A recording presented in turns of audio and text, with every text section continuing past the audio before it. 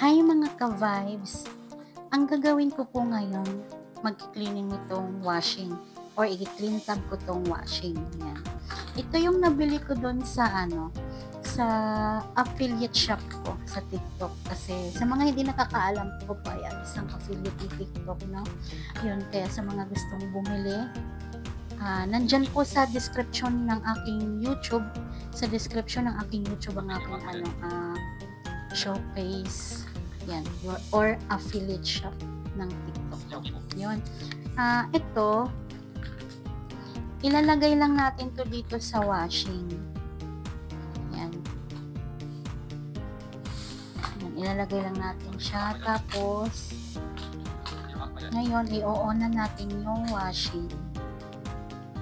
Tanggal talaga ang amoy ng washing dito, guys. Alam mo ba yan? Nasubukan ko na to eh. Pangalawa ko na to.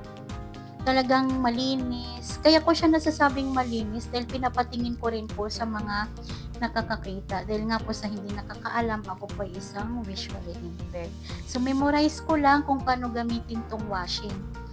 Ngayon, on ko na yung power ng washing. Okay, so may tunog tayong naririnig, di ba?